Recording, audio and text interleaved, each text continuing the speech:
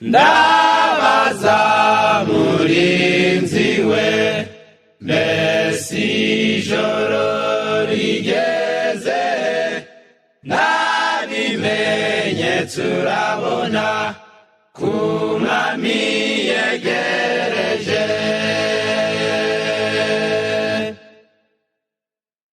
ndabaza murinzi we Mbese ijoro rigeze nabimenyetso urabona kumwami yegereje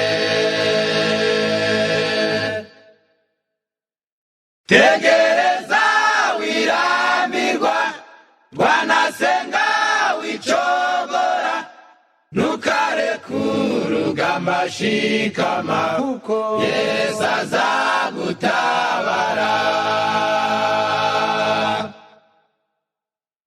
tegereza wiramirwa rwanasenga wicogora.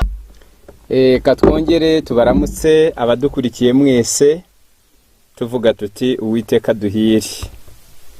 Ni umwanya w'icyigisho gisoza amaterano y'uyu munsi. Jewe tugiye gukomezanya, nitwa Kayogera Robert. Reka twongere tubaye ikaze tunashimira abakomeje kubana natwe hereye mu gitondo. Rero reka dusenge mbere yuko dukomeza n'iki cyigisho giheruka.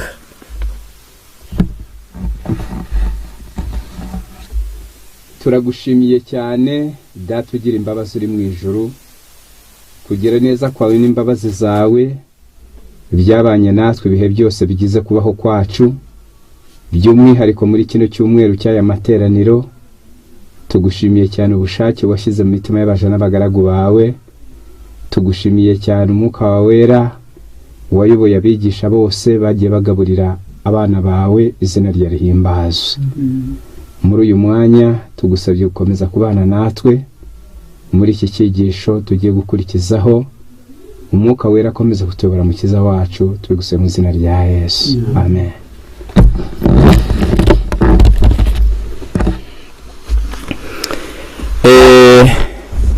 Reka twongere tubaramutse mu izina rya Yesu. Tugiye kwigira hamwe icyigisho kirebana n'ubuhanuzi. Tugiye kwiga amagambo y'ubuhanuzi. Ubuhanuzi nabwo tugiye kwiga kuko ubuhanuzi bujya bubamo imigabane myinshi. Tugiye kwiga intambara ya HERIMAGIDONI naho ihuriye n'ibyo kwizera. Intambara ya HERIMAGIDONI aho ihuriye n'ibyo kwizera nibyo tugiye kwiga. Nkuko twabivuzeho bushize, aya magambo ya gihanuzi akwiriye kwitabwaho cyane, kuko nta cyanditswe muri Bibiliya cyandikiwe abamarayika, ahubwo biranditswe ngo ibyanditswe byera byose byahumetswe n'Imana kandi bifite umumaro wo kutwigisha. Imigabane yose ya Bibiliya, yaba imigabane yumvikana vuba, yaba imigabane ya Bibiliya iruhije kumvikana, yanditswe mu buryo bw'amarenga, byose byahumetswe n'Imana kandi byandikiwe kutwigisha twebwe. Iyo bavuga intambara ya HERIMAGIDONI, ibyayo byanditswe mu gitabo cy'ibyahishuwe ibice 16. Iyo ntambara ya HERIMAGIDONI muri ubu buhanuzi tugiye gusesengura ngo ishatse kuvuga iki, izaduka ryari, izaba hagati y'abande n'abande, izaba igamije iki, kandi ifite ngaruka ki ku buzima bwo kwizera no kujya mu ijuru. Rero reka dushingire amagambo yacu muri iki gitabo cyitwa Ibihamya. Muri iki gitabo cyitwa Ibihamya by'itorero, umuzingo wa 6, urupapuro rwa 406, harimo aya magambo avuga ati intambara ya HERIMAGIDONI iri hafi kurwanwa. Wa wundi ufite umwambaro wanditsweho ngo umwami w'abami n'umutware utwara abatware, vuba cyane agiye kuyobora ingabo zo mu ijuru. Kuri ubu ntabwo abagaragu b'Imana bakwiriye kuvuga nk'uko umuhanuzi Daniyeli yavuze ngo ibyerekanywe n'iby'igi gishize kera. Kuri ubu ntabwo twebwe dukwiriye kuvuga ayo magambo, kuko ubu hasigaye igihe kigufi ibyahanuwe byose bikagera ku musozo wabyo. Aya ni amagambo aboneka mu gitabo cy'umwuka buhanuzi, ibihamya umuzingo wa 6 ku rupapuro rwa 406. Mu gice cya 10 cya Daniyeli, Daniyeli yahawe iyerekwa, ariko marayika muha igisa n'ihumure aramubwira ngo ibyerekanywe n'iby'igihe gishize kera. Ubwo yagombaga kuhanura ibyo bizaba, ariko n'aba bihanuriye bakamenya yuko ari impamo kuza ko bizaza, ariko biteze ko ari iby'igihe gishize kera. None ijambo ry'Imana riraduhakaniye ko twebwe abariho none tudafite uburenganzira bwo kuvuga nk'uko Daniyeli yavuze ngo ibyerekanywe n'iby'igihe gishize kera, kuko vuba aha cyane nk'uko tumaze gusoma, intambara ya HERIMAGIDONI igiye kurema, urwo rugamba rugiye kurwanwa. Wa wundi ufite umwambaro wanditsweho ngo umwami w'abami uvugwaho ni Yesu Kristo, inkuru ze zanditswe mu gitabo cy'ibyahishuwe 19 uhereye ku murongo wa 11 ukageza ku murongo wa 20. Harasoba niwe uvugwa, ufite umwambaro wanditsweho ngo umwami w'abami n'umutware utwara abatware, bidatinze agiye guhaguruka mu buturo bwe bwera ayobora ingabo zo mu ijuru. Niko tumaze gusoma muri iki gitabo. Kubw'iyo mpamvu rero dusabwa kumenya neza ibyo umuhanuzi yavuze muri ubu buhanuzi bwa Bibiliya, tukamenya n'icyo bwari bugamije, tukamenya n'uburyo bizabaho, ndetse tukamenya n'ingaruka bifite ku buzima bwacu bwo kwizera. Reka ibyo twiga tubyubakire muri iki gitabo cy'umuhanuzi Daniyeli. Mu gitabo cya Daniyeli iby'iyo ntambara ya HERIMAGIDONI ivugwa mu gitabo cy'ibyahishuwe ibice 16, ikavugwa no mu gice cya 19 nk'uko tumaze kubivuga. Umuhanuzi Daniyeli nawe yarabyeretswe, yerekwa ko mbere yo kugaruka kwa Yesu, ntabwo Yesu azagaruka ari mu gihe cy'amahoro, hazaba ari mu gihe cy'intambara. Umuhanuzi yabyeretswe ati,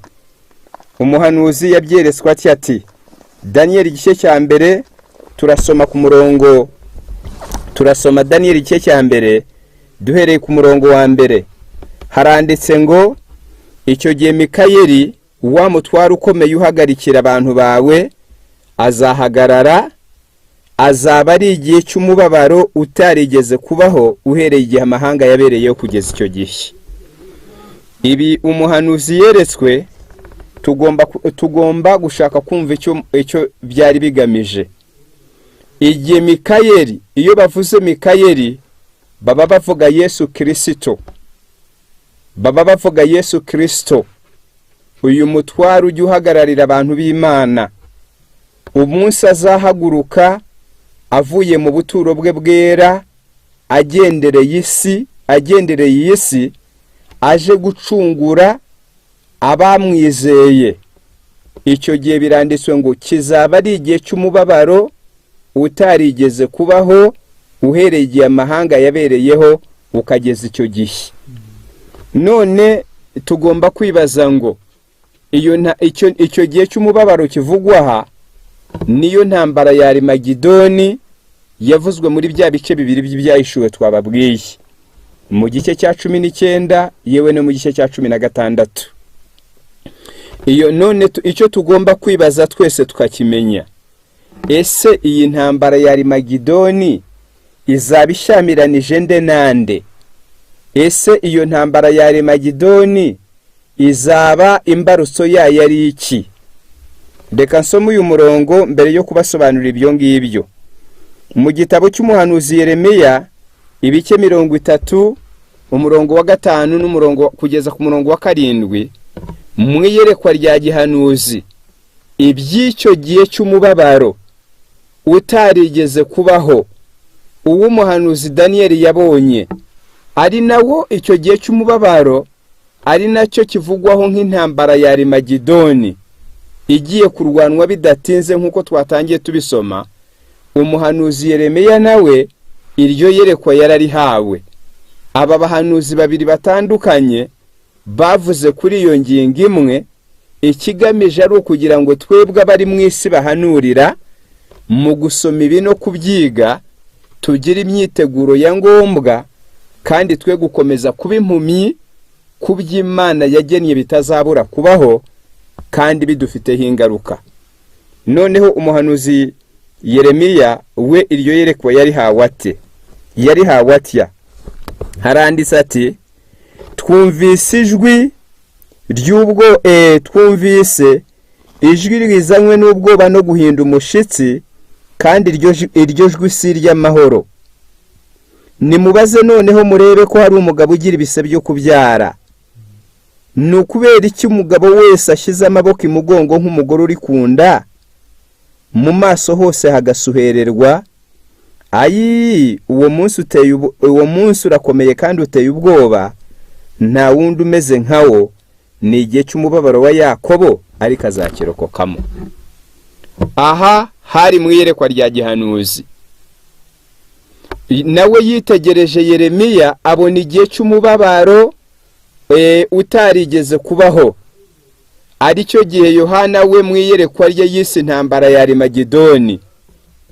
Maze Yeremiya aravuga ati, twumvise ijwi ryizanye n'umushitsi n'ubwoba, kandi iryo jwi si iry'amahoro. Aravuga ati, ayi, uwo munsi ati niki gituma buri mugabo wese yacitse intege, yashyize amaboko imugongo nk'umugore uri ku nda, mu maso ha bose hakaba hasuherewe? Arasubiza ati, ayi, uwo munsi uteye ubwoba, nta wundi umeze nkawo. Ni igihe cy'umubabaro wa Yakobo, ariko Yakobo azakirokokamo.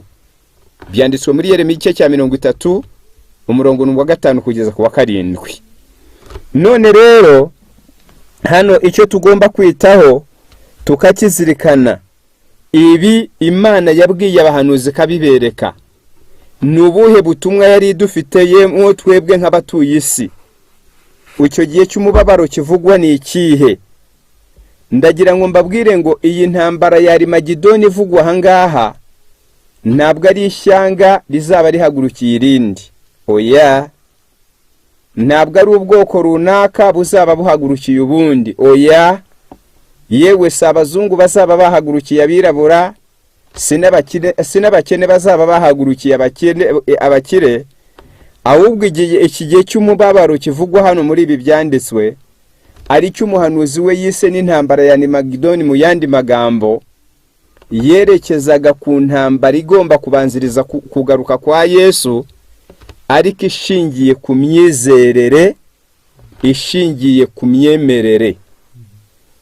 Ni igihe abasenga ariko bahakana amategeko y'Imana bazaba bahagurukiye abasenga Imana by'ukuri, bafite kwizera kubakiye ku nkingi ebyiri, ariyo nkingi yo kwizera Yesu no gukomeza amategeko y'Imana. Ngiye kubibasobanurira neza, kuko nicyo cyatumye bishyirwa mu buhanuzi ku ikarita y'urugendo rw'abava mu isi bajya mu ijuru. Imana yerekana urugendo rw'ibyo bazanyuramo. Ibyo nabyo ibireka abahanuzi imbere y'igihe, kugira ngo twebwe abizera tumenye bitazabura kubaho. Bizatangira bite? Reka tubisome neza. Mu gitabo cy'umuhanuzi cy'ibyahishuwe, mu gitabo cy'ibyahishuwe ibice 12 turasoma duhere ku murongo umurongo wa 17. Yeretswe iri yerekwa. Nawe urareba ikintu ingingo Imana yeretse abahanuzi barenze 4. Ni ikintu kiremereye gisabwa gushyirwaho umutima, kuko Daniyeli yavuze kuri izo nkuru, Yohana mu gitabo cy'ibyahishuwe avuga kuri izo nkuru, umuhanuzi Yeremiya nawe mu gihe cyarabihishurirwa. None ndagira ngo mwumve noneho mubyahishuwe igice cya 12 niho hatwereka neza imiterere y'iyi ntambara. Biranditswe bitya biti: ikiyoka kirakarira wa mugore, kiragenda ngo kirwanye abo mu rubyaro rwe basigaye bitondera amategeko y'Imana kandi bakagira guhamya Yesu. Ikiyoka kivugwa muri aya magambo ni Satani. Ibyo bihamwa na Bibiliya mu gitabo cy'ibyahishuwe ibice 12:9. Satani niwe kiyoka kivugwa mu byanditswe. Iyo bavuze umugore mu mvugo ya gihanuzi baba bashaka kuvuga itorero. Ikiyoka kurakarira umugore n'uburakari Satani azarakarira itorero ry'Imana, maze azahaguruka arwanye abo mu rubyaro rw'uwo mugore. Ni ukuvuga ngo abizera ariko bafite kwizera kurangwa n'ibintu bibiri: bakomeza amategeko y'Imana kandi bafite guhamya Yesu, vuba cyangwa kera, kuko nta jambo Imana ivuga ngo rihere. Ni ngombwa ngo ibi byavuzwe bigomba gusohora. Gusohora kwa bino nibyo abahanuzi bise ngo ni intambara ya Harimagidoni izabanziriza kugaruka kwa Yesu. Gusohora kwibi ni nabyo umuhanuzi Danieli yise igihe cy'umubabaro utarigeze kubaho. Gusohora kwibi nibyo umuhanuzi Yeremiya yabonye, nawe ahinda umushitsi, abona abantu bose mu maso hasuherewe. Abazagera muri icyo gihe bose bazaba basa nkaho ubutwari bwose babwambuwe, ngo n'abagabo bose bazaba bashize amaboko imugongo nk'umugore uri kunda. Noneho icyo nicyo gihe umuhanuzi Yeremiya yise igihe cy'umubabaro wa Yakobo. Iyo ntambara se ikiyoka ari we Satani arakariye itorero akajya kurwanya barigize bakomeza amategeko y'Imana kandi bakagira kwizera Yesu. Bizakorwa bite? Bizatangira bite? Satani azarakarira itorero ate? Abarenganya ate? Nibyo tugiye gusobanura mu kanya. Turagira ngo tugende intambwe ku ntambwe. Satani arabizi neza kandi umushinga we afite ku isi nuwo kubuza abantu kujya mu ijuru. Uwo ni wo mushinga wa Satani.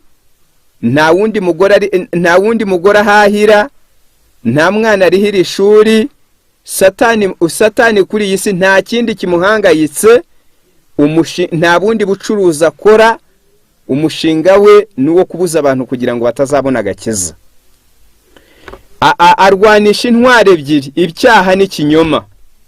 Abantu benshi azababuza kujya mu ijuru akoresheje ibyaha, ariko nanone ku rundi ruhande abatemeye kuba mu byaha, Satani yabashingiye umushinga witwa ikinyoma, kugira ngo bakorere Imana, basenge, ariko basengera hejuru y'ikinyoma. Noneho abazatahura ikinyoma cya Satani bakigisha abantu kuri kose kwaba batura kukabahuza n'Imana, abo nibo Satani azarakarira uburakari, abapangire kubarenganya, maze iyo niyo ntambara iheruka izabanziriza kugaruka kwa Yesu. Turabisobanura neza intambwe ku ntambwe, turagira ngo twumva atarambirwa. Murabizi neza yuko intonganya za mbere zadutse ku isi, ubwicanyi bwa mbere bwadutse ku isi, ntabwo abantu bapfuye amafaranga, ntabwo bapfuye amoko, ntabwo bapfuye kumwe yatwaye umugore wundi, ahubwo bapfuye kutumvikana mu mahame y'imisengeri.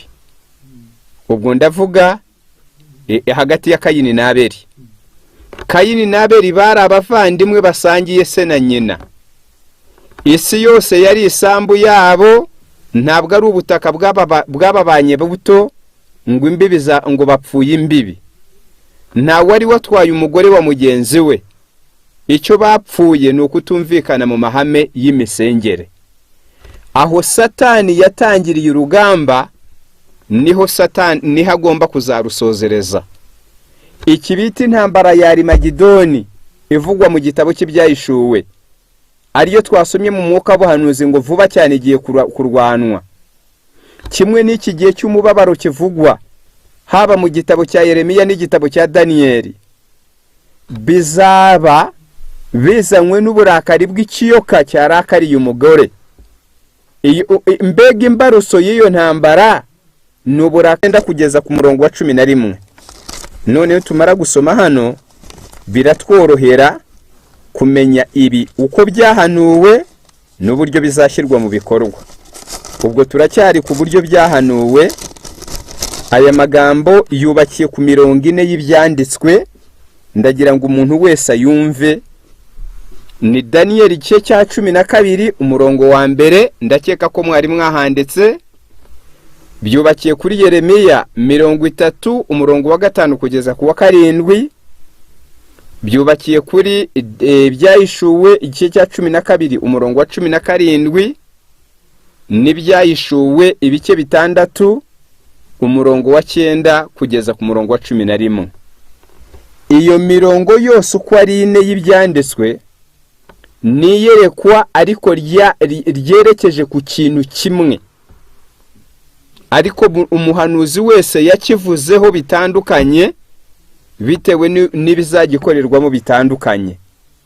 Reka tuhasome naho nyuma yaho turatangira gusobanura uko bizajya bishyirwa mu bikorwa. Ibyahishuwe 6 turasoma duhere ku murongo wa 9 nkuko twababwiye. Haranditse ngo umwana w'intama amennye ikimenyetso cya 5, mbona munsi y'igicaniro imyuka y'abishwe bahowe ijambo ry'Imana n'ubuhamya bahamyaga, batakana ijwi rirenga bati, ayi mwami wera kandi w'ukuri, uzageza he kudaca amateka no kudahora bari mu isi uhorera amaraso yacu. Umurongo wa 11, umuntu wese muri bo ahabwa igishura cyera, babwirwa kumara ikindi gihe gito baruhuka, kugeza aho umubare w'imbata bagenzi babo na bene se bagiye kwicwa nk'abuzuzurira. Muri iyi mirongo ndagira ngo tuyisobanure mumve birimo. Mu iyerekwa rya gihanuzi Yohana yabonye ikimenyetso cya 5 kimenwa. Kuko tudafite umwanya wo gusesengura amarenga yose ya buri jambo rya gihanuzi, mu byahishuwe havugwamo ibimenyetso 7. Ibi bimenyetso 7 uko buri kimenyetso cyamenwaga hari ikintu cyagaragaraga. Noneho icyo bita kumenwa kw'ikimenyetso cya 5 ni igihe cyo gutangira k'urubanza ku batabizi. Ubwo wenda ushaka kubimenya neza azakurikirana icyigisho cyo kumenwa kw'ibimenyetso by'ibyahishuwe 6 azakibona kuri iyi channel. Noneho twebwe reka dukomeze iyo tujya. Ikimenyetso cya 5 kumenwa kwacyo ni igihe cyo gutangira k'urubanza. Ubwo mwiyereka umuhanuzi yabonye igihe cyo gutangira k'urubanza, abona imyuka y'abishwe bahora guhamya kwa Yesu n'ijambo ry'Imana. Abona isa ntumwa zapfuye zizira guhamya kwa Yesu, n'abahanuzi bose uhereye kuri Abeli n'abandi bakiranusi babayo mu gihe cy'abaporoso. Abo bose mu gihe cy'itangira ry'urubanza, zirikana yuko urubanza rwagombaga gutangira mu 1844. Ubwo urubanza rwatangiraga ari by'umuhanuzi yise kumenwa kw'ikimenyetso cya 5, yabonye amyuka y'abaciwe ibihanga bazira guhamya kwa Yesu n'ijambo ry'Imana, bose batakana ijwi rirenga bati, ayi mwami wera w'ukuri, uzageza kudaca amateka ngo uhora bari mu isi bahorera amaraso yacu. Ibi bishatse kuvuga iki?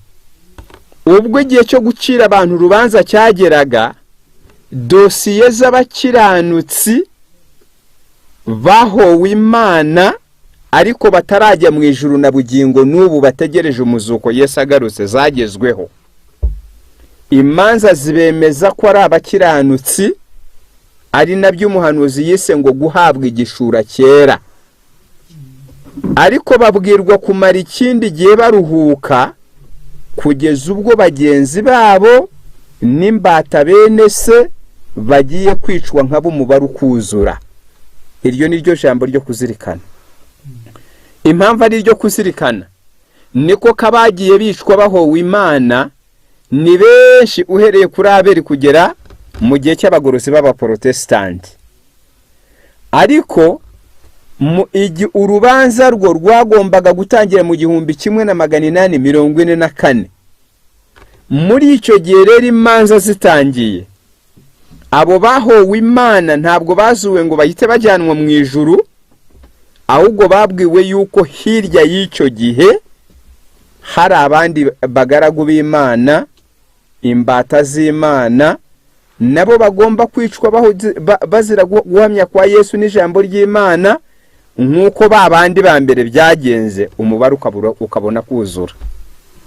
Birumvikana ako karengane kazagwamo abantu b'Imana niko umuhanuzi yise intambara ya Harimagidoni, niko umuhanuzi yise igihe cy'umubabaro.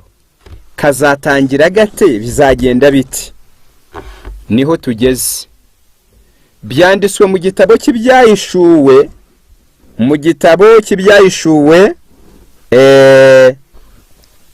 cy'ibyahishuwe ibice 13 umurongo wa 16 n'umurongo wa 17.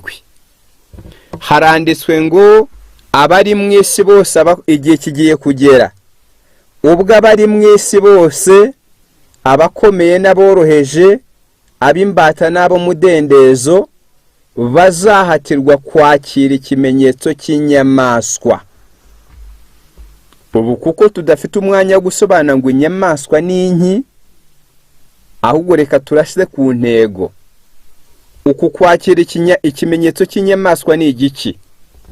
Kuba dukurikira cyane cyane online, mufite amahirwe yuko ibi byigisho bijya bisigaraho, ubwo muzajyaho mushake icyigisho cy'ubuhanuzi bwasobanuye ngo inyamaswa ni iki, ubwo muzabimenya.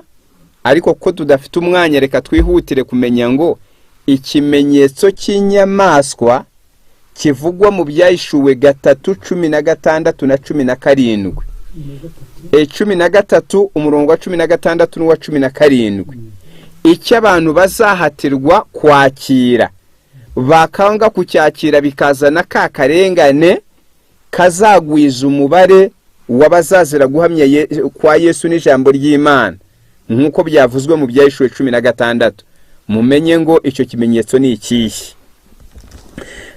Ndasoma mu gitabo cyitwa Ibihamya umuzingo wa 8, urupapuro rw'117, kugira ngo tuhabone ubusobanuro bw'umwuka buhanuzi butari ubuhimbano, butubwira ngo iki kimenyetso cy'inyamaswa abantu bazahatirwa kwakira ni igiki.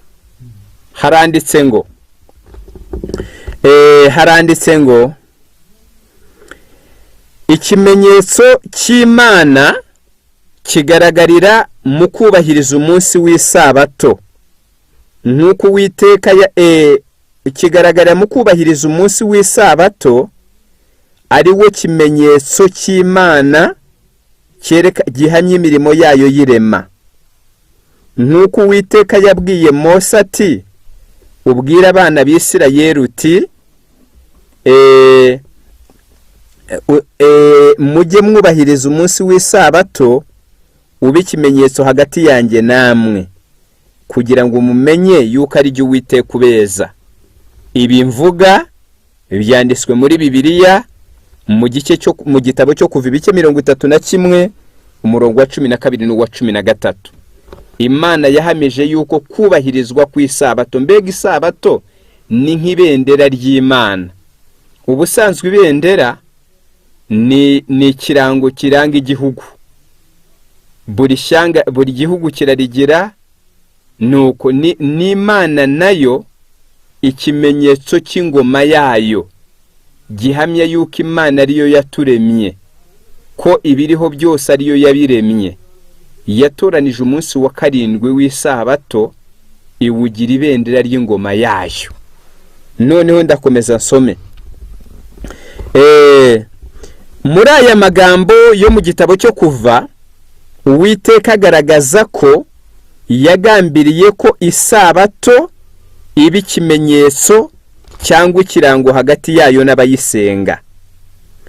Ikimenyetso cy'inyamaswa kivugwa mu Byahishuwe 13 ni ikinyuranyo cy'icyo, ni ukuvuga kubahiriza umunsi w'icyumweru. Icyo kimenyetso gitandukanya abunamira ubutware bw'Imana n'abunamira ubutware bwa Papa, kuko ari we washyizeho icyumweru. Birumvikana neza?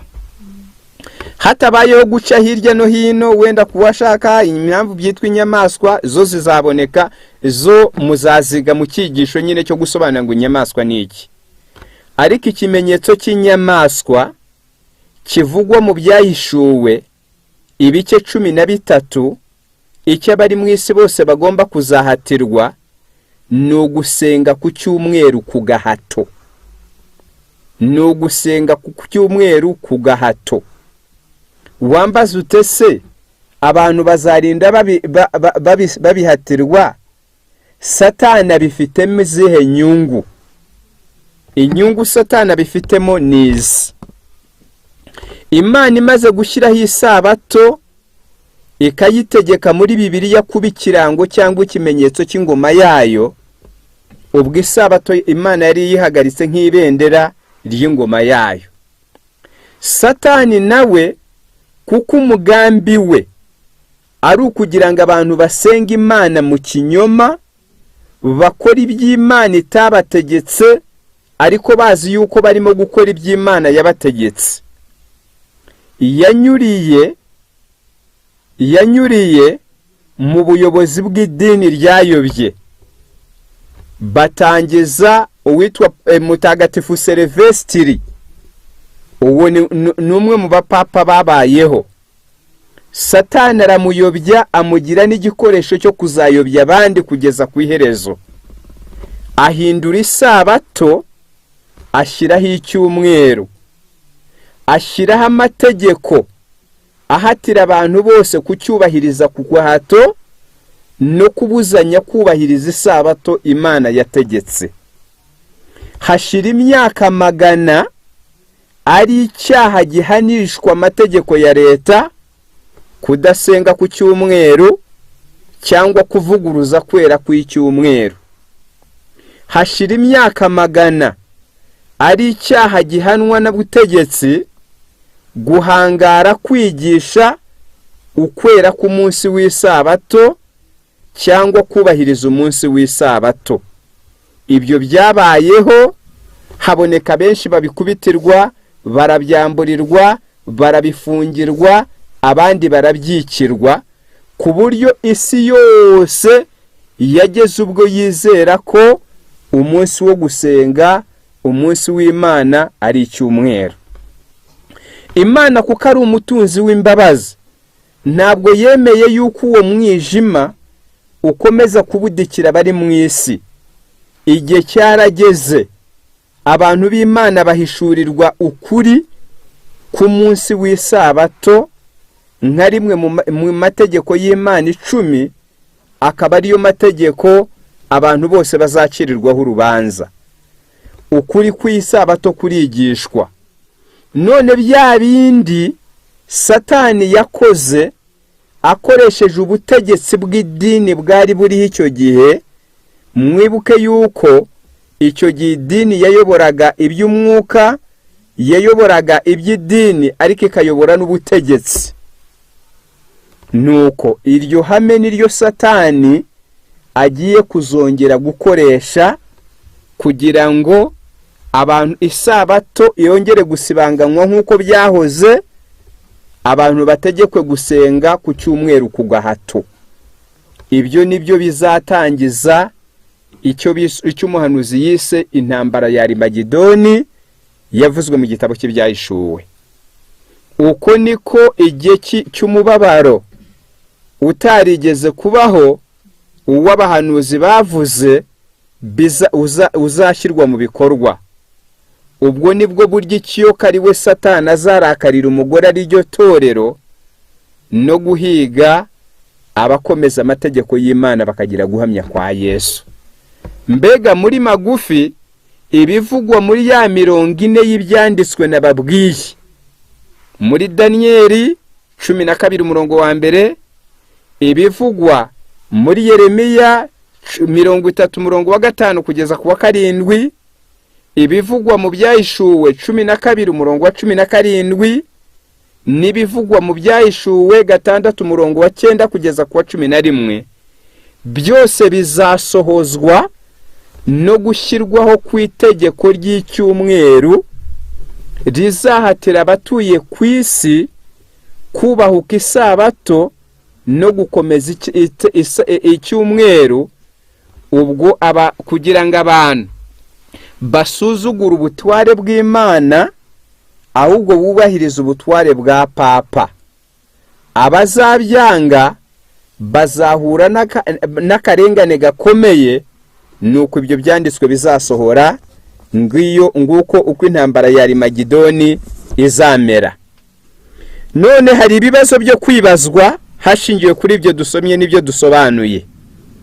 Hashingiye kuri ibyo dusomye n'ibyo dusobanuye, umuntu ashobora kwibaza atese ibyo bintu bizapfa gushoboka? Ibyo bintu bizapfa gushoboka. Impamvu wakwibaza uti bizapfa gushoboka, hirya no hino ku isi hari ubutegetsi burengera abaturage. Hirya no hino ku isi hari ingaga n'imiryango irengera uburenganzira bw'abantu. Ibintu byabayeho kera, abantu bagafungwa bazira gukomeza amategeko y'Imana, bagafungwa bazira ubutumwa bwiza, abandi bakicwa, cyane ko dore ko mu ntumwa za Yesu nta numwe wisaziye. Kandi ibyo byabayeho, ayo mateka niyo agomba kwisubiramo. None umuntu yakwibaza atese bizakunda? Ubutegetsi buzareberera? Satani yapanze ingamba y'uburyo azabikora. Ngiye kubisoma mu gitabo cyitwa Intambara Ikomeye. Icyigisho ni cya 36. Icyigisho ni cya 36. Harimo aya magambo nifuza ko dusoma ngo Satani azakorera mu byaremwe kugira ngo yemeze abatuye ku isi yuko abantu bose bagomba kuruhuka icyumweru n'abategetsi babyemere. Ndasoma, haranditse ngo Satan works through elements of nature to garner his harvest of unprepared souls. Satani azakorera mu byaremwe bino tudategeka kugira ngo ayobye abantu, bityo we akusanya umusaruro we w'imitima ititeguye cyangwa y'imitima y'indangare. Azabigenza ate? He has studied the secrets of laboratories of nature, and he uses all his power to control the elements as far as God allows. Satani azamabanga ayihishe muri laboratoire y'ibyaremwe, kandi ajya akoresha ibyaremwe igihe cyose Imana ibimwemereye. Reka mbisobanure neza mbone kubyumva. Satani azaho bakora imvura ikagwa. Satani azaho bakora umuyaga ugahuha. Ibyo mushaka kubyemera, igihe Imana yamubwiraga ngo ngaho genda ubabaze Yobu, mwamenye ibyakurikiyeho. Ako kanya ntawuzaho yakanze, umuyaga w'ishyuhe ruraza urimbura inzu ya etaje yo abana ba Yobu bari bataramiyemo, iragwa ntiyasambutse gusa, ahubwo yaraguye bagwamo ku buryo amagana y'abari bateraniyemo nta warokotse. Ubwo bufasha Satani aracyabufite na bugingo n'ubu. Azabukoresha ate rero? Reka mbabwire. Icya kabiri, ako kanya Satani akimara guteza iyo nkubi y'umuyaga, yaragiye ajyaho Yobu yararagiriye amashyo ye n'imikumbi ye, ngo amanura umuriro uvuye mu ijuru.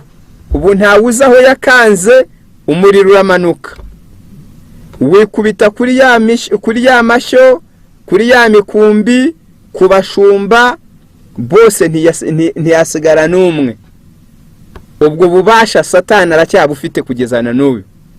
Kuba atabushyira mu bikorwa ni imbabazi z'Imana zikingiriza.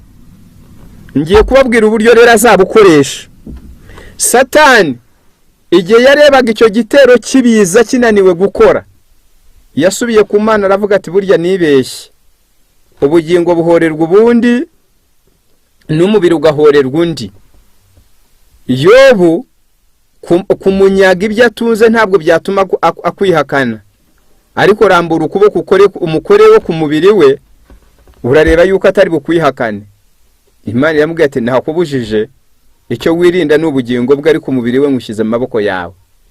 Satani sinzi uburozi yakoze, ako kanya yo ararwara muteza uburwayi bwose azi bubabaza kurusha ubundi. Muri iki gihe cy'imperuka, kugira ngo itegeko ry'icyumweru rishyirwe mu bikorwa, ndasaba abazabona icyo gitabo muzagisome mu buryo burambuye, ariko reka mbabwire uko Satani azabikora. Uko turushaho kwegereza iherezo ry'ibihe, Satani nawe arahangayitse. Uko ubutumwa bwiza bubwirizwa, abantu bakihana bagasanga Imana, Satani afite agahinda ko abantu benshi bazagarukira Imana akazabura arimburanwa nabo.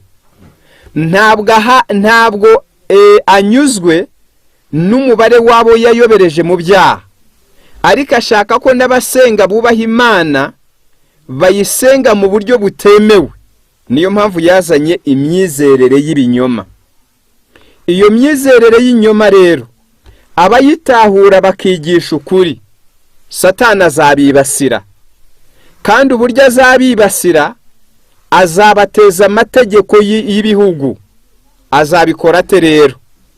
Satani azateza ibiza, imyuzure, inkongi z'imiriro, impanuka ku butaka, impanuka mu mazi, ateza ibyorezo by'indwara. Namara guteza ibyo byago byose, kuko buri gihe abategetsi b'isi bahora bahangayikiye neza y'abantu babo, bahora bahangayikishijwe n'icyatuma rubanda bayoboye baguwe neza, nabo bazashavuzwa cyane no kubona ineza bashakira abantu babo itarimo kugerwaho, bitewe n'ayo mahano yose Satani azabateza ku isi. Noneho bazibaza batese ibi biraterwa n'iki? Bakoresha imbaraga zabo n'ubuhanga bwabo gushaka imvano yabyo, ariko bayoberwe. Muri ako kangaratete ngo Satani azahagarara mu bahanuzi b'ibinyoma, ababwira ati ayo mukora byose murakora y'ubusa. Abwira ati atayo bose n'ay'ubusa, ibi biza ntibizashira, ibi byago ntibizashira, ibi byorezo ntibizashira. Ngo ababwira ati ubu ni uburakari bw'Imana, bitewe n'uko ku isi abantu bakomeje gusuzugura umunsi w'icyumweru. Abategetsi nabo bazi ubwenge, bazavuga bati kandi aya ni amatiku y'amadini, batubwo muragira ngo muduteranye n'abantu batariho urubanza. Noneho nibanga kubyemera, Satani azakora akantu ka kabiri. Niko ngiye gusoma Ibyahishuwe igice cya 10, igice cya 16, umurongo wa 13 n'umurongo wa 14. aka niko kazavana abategetsi ku izima bemera icyo kinyoma Satani azabahimbye kandi akinyujije mu bigisha b'amadini, maze akarengane ari cyo gihe cy'umubabaro cyavuzwe cy'intambara ya Harimagidoni, noneho bose bayigemo.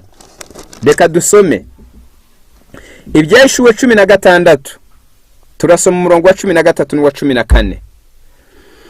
Nuko mbona mu kanwa ka cya kiyoka no mu kanwa ka ya nyamaswa no mu kanwa ka wa muhanuzi w'ibinyoma havamo imyuka 3 mibi isa n'ibikeri, kuko ariyo myuka y'abadayimoni ikora ibitangaza igasanga abami bo mu isi yose ngo ibahururize kujya mu ntambara yo ku munsi w'Imana isumba byose. Ndagira ngo hano hantu tuhumve neza abana b'Imana. Impamvu bino tubyiga nuko byanditswe, kandi ntabwo byandikiwe abamarayika, ahubwo byandikiwe twebwe abatuye kuri iyi si. Ni natwe bizasohoreraho. Bamwe muri twe bazagira uruhare mu kubisohozaho. Niyo mpamvu dusabwa kubyiga bitaraba, kugira ngo umuntu wese utwumva amenye ibyahanuwe bitazabura kubaho, kugira ngo uzirinde utazagira uruhare rwo kubisohozaho, cyangwa utazaba umwe mu bazabisohoza cyangwa byagusohoreraho bikagutungura kandi byaravuzwe. Reka noneho dusobanura ibi. Mu iyerekwa rya gihanuzi Yohana yabonye mu kanwa ka cya kiyoka, ubwo ni Satani, no mu kanwa ka ya nyamaswa, ubwo yo ntabwo tuyisobanura kuko twabuze umwanya wo kubitondeka ngo abantu bamenye ngo inyamaswa ni iki, no mu kanwa ka wa muhanuzi w'ibinyoma havamo imyuka 3 mibi isa n'ibikeri.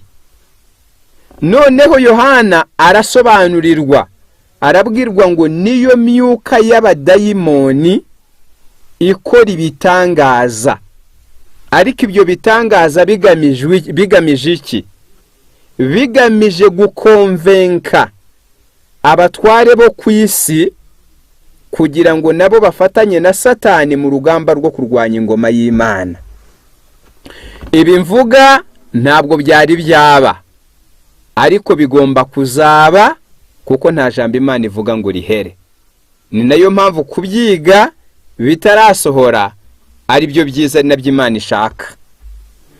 Noneho nkuko nari maze kubiyabwira, ubwo Satani azaba arimo guteza ibiza, amahano ku butaka, amahano mu nyanja, amahano mu kirere, ibyorezo by'indwara, imijyi myinshi byagenda isembwaho.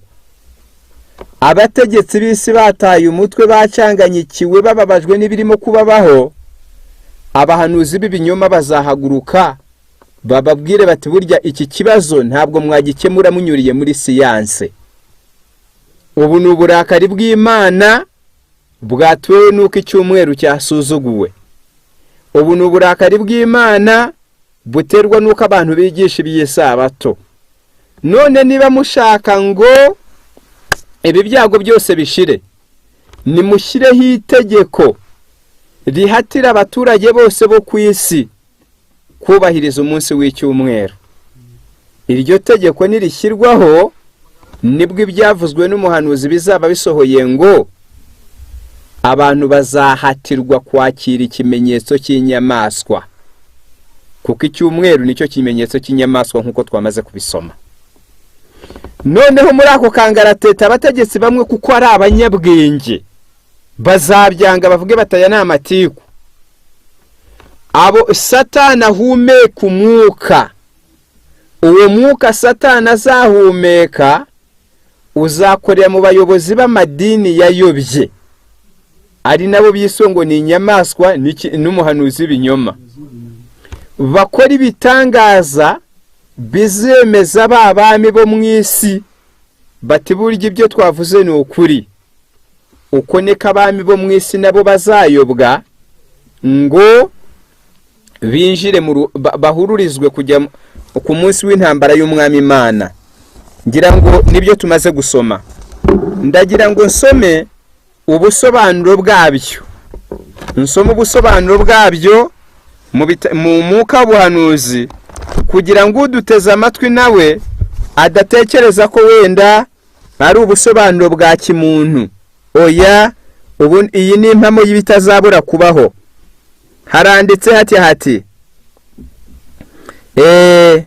igitabo cyitwa intambara ikomeye, igitabo cyitwa intambara ikomeye, urupapuro rwa 624.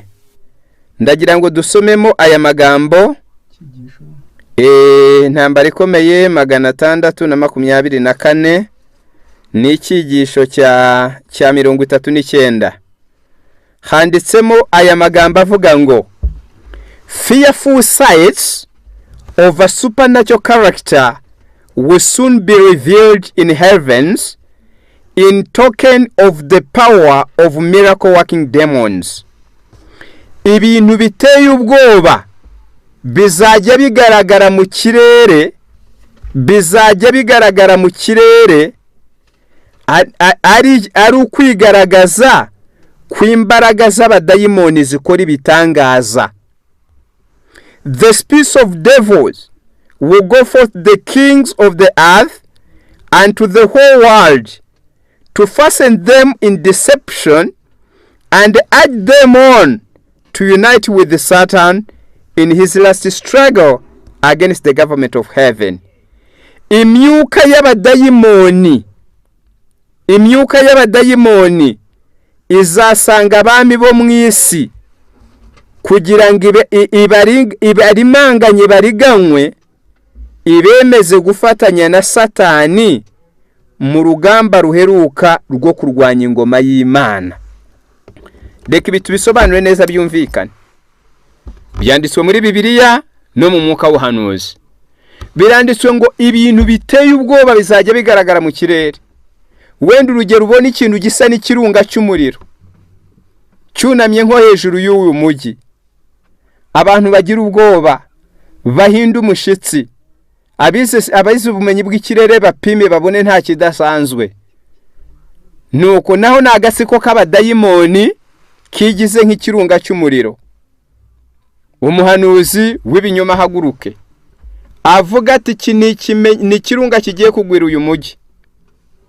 Abesha abaturage abategetse ati nimudafata abamamaza amategeko y'Imana bagasuzugura icyumweru, kirabagwira nta ukira. Nabo kuko bahora bashakira neza abaturage babo, bazavuga bati mubafate turebe. Nibamara kubafata, ako kanya Satani kuko intego y'izabigezweho, baba dayimoni bazikubura bucye cya kirunga cy'umuriro kitagihari. Abantu bavuge bati buriya kumbe ni kweri, ibyo bavuze ni ukuri. Abami bazaba convicted, bazemezwa, maze bashyireho amategeko ya huti ategeka abaturage b'isi gukomeza icyumweru. Erega nicyo kimenyetso cy'inyamaswa kivugwa. Maze nibamara gushyiraho ayo mategeko, uzayarenga hakigisha iby'isabato agakomeza isabato azaba agaragara nk'umuntu ushakira igihugu inabi, nk'umuntu ushakira udashakira amahoro abari mu isi, maze bazamurwanya bivuye inyuma. Uko niko isi izayoboka icyumweru. Uko niko iyo niyo ntambara iheruka umuhanuzi yise ngo ni intambara ya HERIMAGIDONI. Iyo niyo ntambara abami bo mu isi bazahururizwamo, maze ibyo Satani ashaka bitizwe umurindi n'amategeko yo mu isi. Isabato y'Imana, ibendera ry'Imana, isi ribangwe, icyumweru cyashyizweho na papa gihabwa intebe ndetse kirengerwe n'amategeko y'isi. Nguko uko ibintu bizagenda. Iyo ako niko karengane gaheruka umuhanuzi yavuze, ari Daniyeli, ari Yeremiya, nuko ibyavuzwe bizasohora.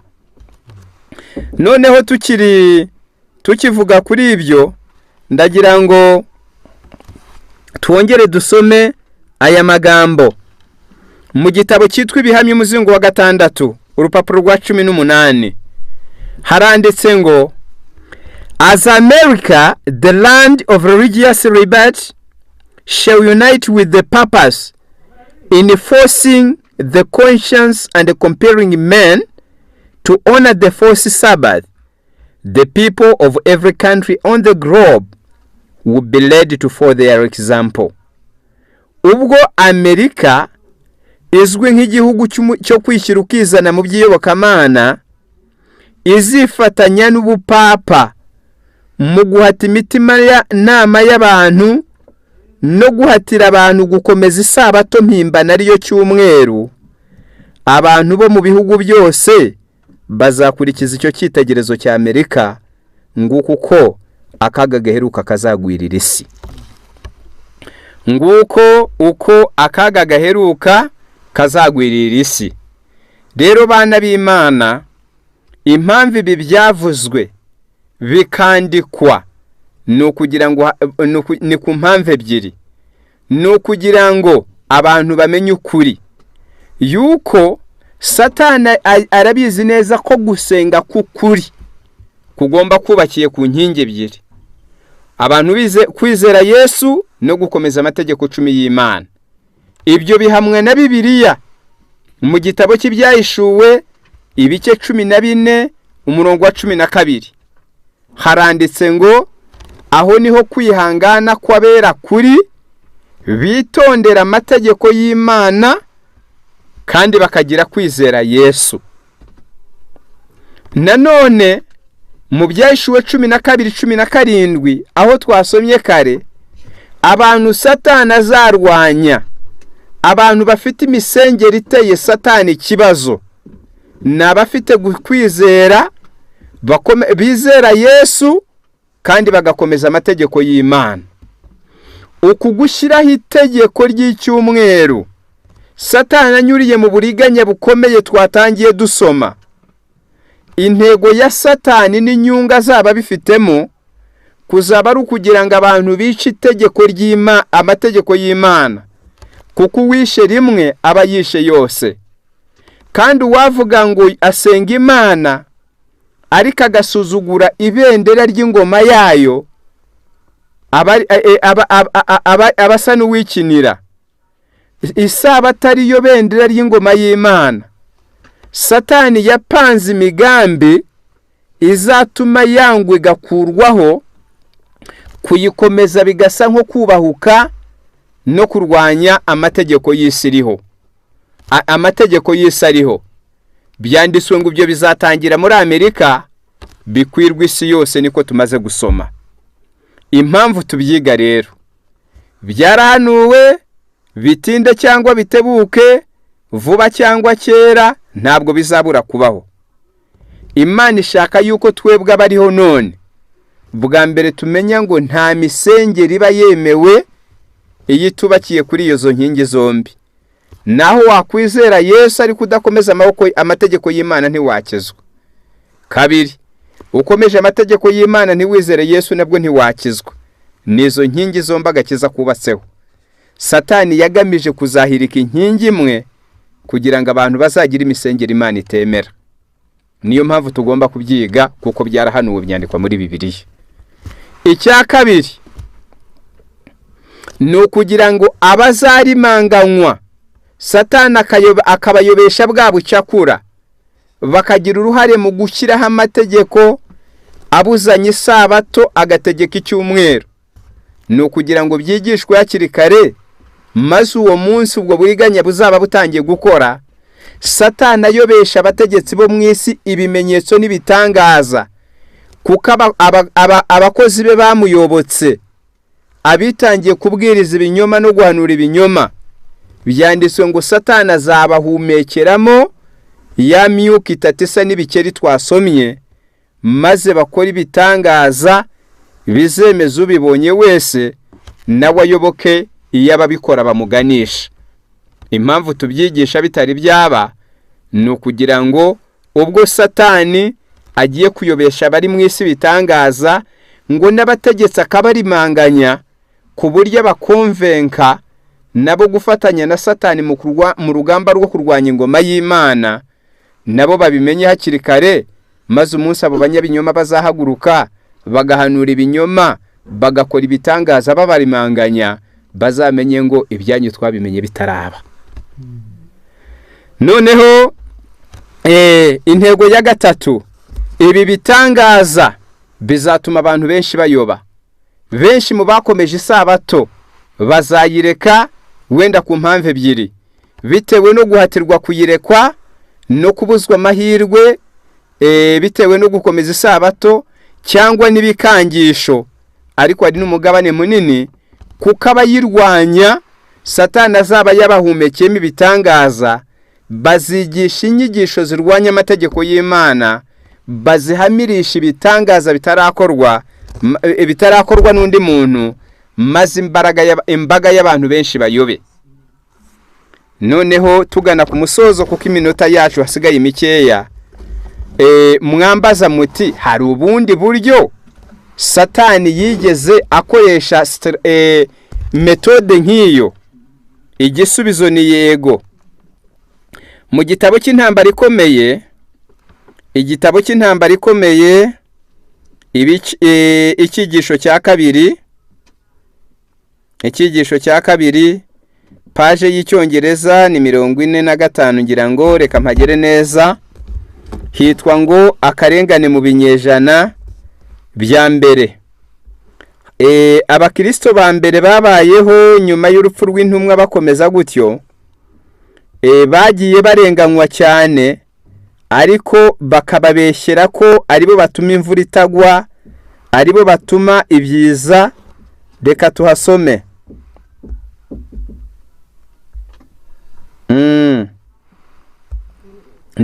Ni paje ya 40, reka nsome. Haranditse ngo the history of the early church testify to the fulfillment of the Savior's words. The powers of earth and hell arrayed themselves against Christ in the person of his followers. Amateka y'itorero rya kera, niryo torero ry'intumwa, ahamya gusohora kw'amagambo y'umukiza Yesu yavuze ngo itorero rizarenganywa. Icyo gihe imbaraga z'ikuzimu n'imbaraga z'isi byaviriye indimwe kurwanya Kristo binyuze mu bayoboke be. Paganism foresaw that should the gospel triumph, her temples and altars would be swept away. Therefore, she summoned her forces to destroy Christianity. Ubupagani, ubwo ni Satani wari ubuyoboye, yabonye mbere bitari byaba yuko ubukristo niburamuka buganje ku isi, ibicaniro n'isengero za gipagani bizatsembwa. Nuko Satani akusanya imbaraga ze zose, ubupagani bukusanya imbaraga zabwo kugira ngo burandure ubukristo. The fires of persecution were kindled. Ubwo nibwo umuriro w'akarengane wakongejwe. Christians were stripped of their possessions and driven from their homes. Abakristo bagiye banyagwa ibyo batunze ndetse bakirukanwa no mu mago yabo. They endured a great fight of affliction. Nibwo ibivugwa mu Baheburayo byasohoye ngo bihanganiye umubabaro w'intambara nyinshi. Byanditswe mu Baheburayo igice cya 10:32. Mwumve rero uko byagenze. Ariyo metode Satani yagambiriye kuzasoza akoresha nk'uko yayikoresheje cyereka ikamuha umusaruro. Hepfo haranditse ngo great numbers sealed their testimony with their blood. Umugabane munini bagiye bahamisha ubuhamya bwabo, bakabuhamisha amaraso yabo. noble and slave, rich and poor, learned and ignorant, were like slain without mercy. Ab'imfura n'abaretwa, abakire n'abakene, injiji n'abanyabwenge, bose bagiye bicwa nta mpuhwe. These persecutions, beginning under Nero, about the time of the martyrdom of Paul, continued with the greater always fury for centuries. Aka karengane katangiye mu bihe bya Nero, ubwo Paulo yicwaga, kagiye gakomeza mu binyejana byakurikiyeho gafite umuvuduko utandukanye. Noneho ngiye kugera ku ntego yatumye ifitanye isano na bya bindi nabasomeye kare. Christians were falsely accused of the most dreadful crimes and declared to be the cause of great calamities like a famine, pestilence, and earthquake. Abakristo baregwaga ibinyoma, bagashyirwaho ibyaha bikaze, bikavugwa yuko aribo ba nyirabayazana bibiza nk'inzara, ibyorezo by'indwara ndetse n'imyuzure.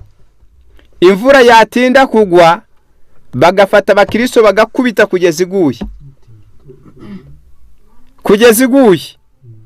Icyorezo cyatera ni mugigase, n'ikindi cyorezo bakavuga bati ni babandi.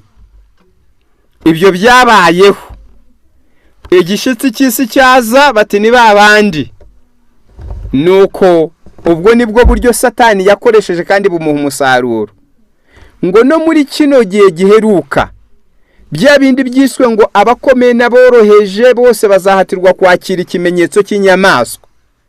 Ikimenyetso cy'inyamaswa kivugwa ni icyumweru. Ushaka Bible proofs, mbega ibihamye bya Bibiliya, ubwo azashake icyigisho gisobanura inyamaswa n'igishushanyo cyayo n'ikimenyetso cyayo. Nzi yuko kuri iyi cyano y'abagoroza azakibona. Nariko noneho mu buryo bwihuse, ikimenyetso cy'inyamaswa ni icyumweru. Uburyo rero abantu bose bazahatirwa kucyakira si ubundi. Satani azateza ibyago kuri iyi si, ibi byorezo, ateza amapfa, ateze n'ibindi biza byinshi. Narangiza anyurire mu bahanuzi b'ibinyoma, aribo bigisha b'amadini yayobye, bahanure bati yemwe bategetsi mwikwirirwa mushaka ba siyanse ngo bapime. Ibi ni ibimenyetso by'uko Imana yabarakariye, kuko mutanga umudendezo abantu bakica icyumweru, abantu bagasuzugura amategeko ya papa, namwe mukabareka. Abategetsi rero bazi ubwenge, bakunda abantu, ntabwo bazahita bemera ibyo bababwiye. Bazavuga bati n'amatiku yanyu turayazi. Abandi nabo kugira ngo babemeze, bazakora ibitangaza. Ibyo bitangaza nibyo bizakura abami kwizima. Bavuge bati burya wa muntu ubwo yabivuze akabihamisha ibimenyetso, nibyo batangire gukora. Nuko ibyanditswe mu byahishuwe 16 murongo wa 13 na 14 bizasohora. Abami bo mu isi barimanganywe, bapfukiranywe, bahendwe ubwenge, ngo bafashe Satani mu rugamba rwe ruheruka rwo kurwanya ingoma y'Imana. Nguko uko ubuhanuzi buzasohora, abantu bagahatirwa kwakira ikimenyetso cy'inyamaswa, abazabyanga bagakomera ku mahame, bagashikama ku kuri kw'Imana, bazarenganywa ku buryo reme yababonye muri icyo gihe asanga bose ubutwari bushize, bashize amaboko imugongo nk'umugore uri kunda. Icyo gihe nicyo gihe umubare w'imbata z'Imana zizicwa nka babandi ba mbere barenganirijwe iby'Imana uzuzurira. Imana ishimwe kuko yabiduhishuriye bitaraba, kugira ngo ubwo bigiye kuba twebwe bitazaturimanganya, bitazatugusha, kuko biranditswe ngo uwihangana akageza imperuka ni uzakizwa. Imana y'amahoro iduhe gukomera, Imana y'amahoro iduhe kuyisunga, Imana y'amahoro iduhe kwizera Yesu no gukomeza amategeko ye, kugira ngo tube abakandida b'ijuru mu izina rya Yesu. Amen.